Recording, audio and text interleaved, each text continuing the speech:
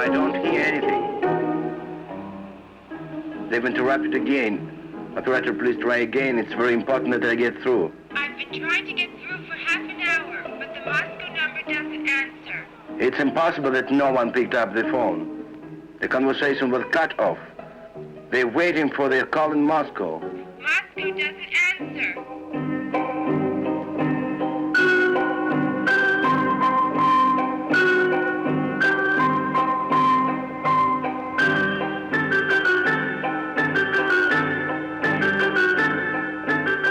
They often meet at the airport to see their friends off who are leaving for Israel. They don't envy them. They wish them luck. But almost none of those who have waited for years until the Soviet authorities seal their fate know why they were chosen, why the Soviet authorities won't part with them.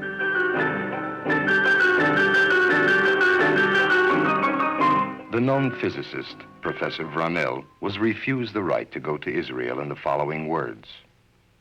Clerk, a competent commission has ruled to refuse you the right of going to Israel. Vronel, why? Clerk, because your work has to do with national security. Vronel, that is wrong. The institute where I worked was not classified. Clerk, you cannot know whether the organization you worked for was classified or not. Vronel, and who can know that? Clerk, only our competent commission. Go and find a job. Do not come back to us before 5 years have passed. Vronel, if I cannot know whether the place where I work has classified information, I may find employment again in an organization which is classified. And the competent commission will find that out in 5 years. What then? Clerk, then you will not be allowed to leave. Tel Aviv University.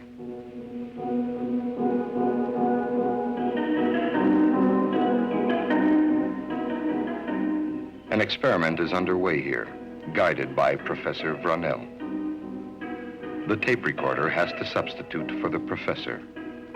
He gives instructions by phone from Moscow.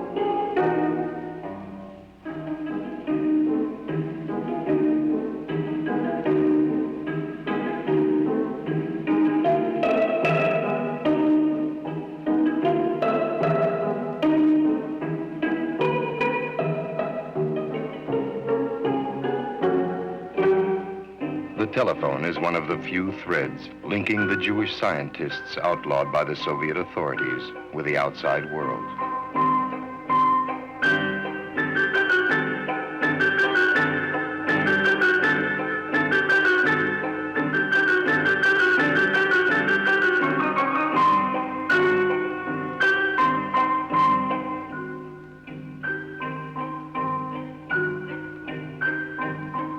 However, sometimes the outside world manages contacts with those outlaws without phone.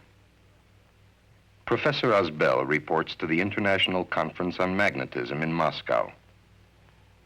But he delivers his report in Professor Vronel's apartment and not in the conference hall.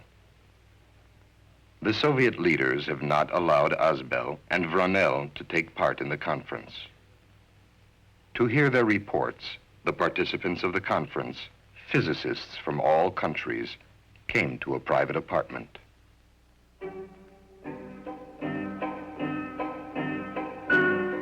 They arrange scientific seminars in private homes. They write scientific papers for foreign publications. Every week they await, impatiently, the regular phone call from Israel to tell the news of their life and struggle, to pass on scientific information and letters of protest. We have taped the phoned appeal of Professor Asbel for world public opinion.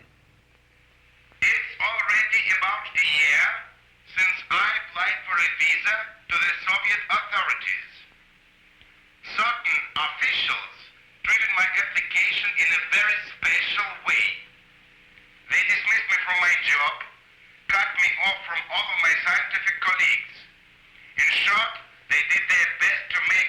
life as a human being and as a scientist completely meaningless.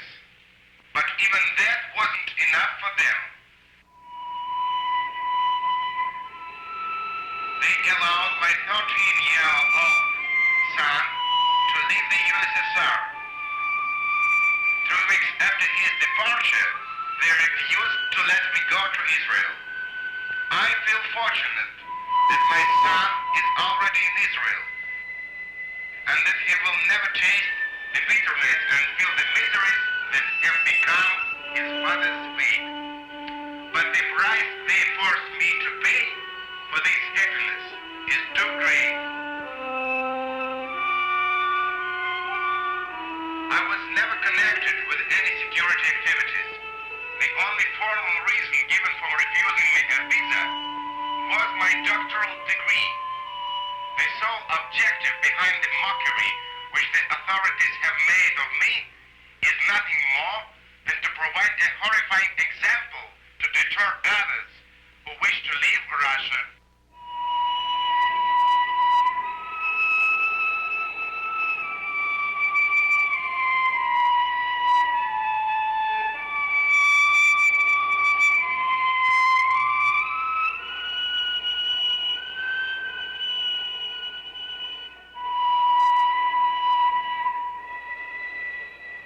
Evgeny Levitch is a doctor of physics, age 25. He graduated Moscow University at 18, when others finish high school. His teachers and friends expected much of him as a scientist. Today, no one knows if he'll be able to continue in science, or if he will even be allowed to live. 2 years ago, the whole family filed an application for an exit visa for Israel. The father, a known Soviet physicist, corresponding member of the Academy of Sciences of the USSR, Professor Veniamin Levitch.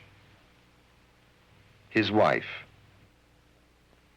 and their 2 sons, Evgeny and Alexander, both physicists, with their wives.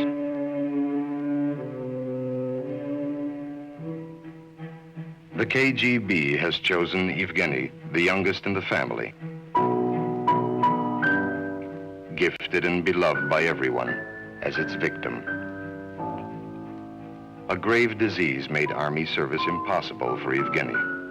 The authorities decided to reconsider the medical verdict. A watch was put on the Levitches. A KGB car was stationed near their house. And suddenly, Evgeny Levitch disappeared.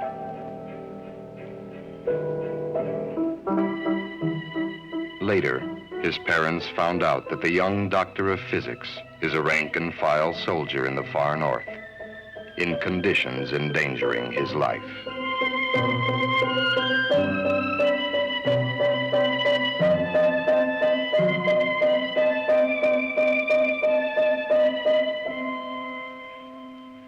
What next? Hello? Hello, do you follow me? In Moscow, they began cutting off again the telephone lines of Jews, whose lines have been cut off. Abramovich, Brailovsky, Alexander Lerner, Eden.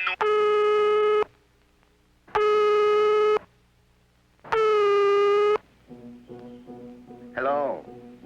Hello, they interrupted again. Operator, it's a very important conversation.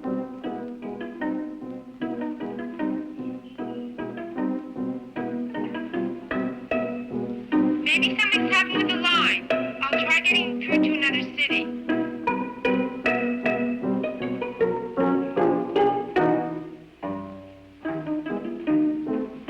Genève, Genève, ici Jérusalem. Pourriez-vous me donner Moscou tout de suite? Numéro 1332755.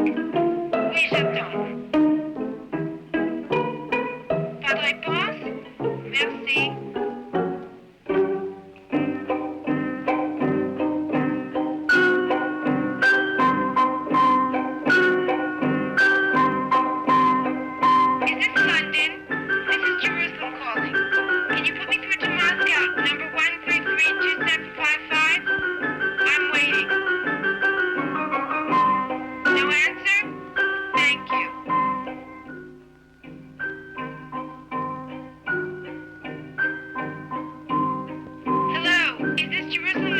704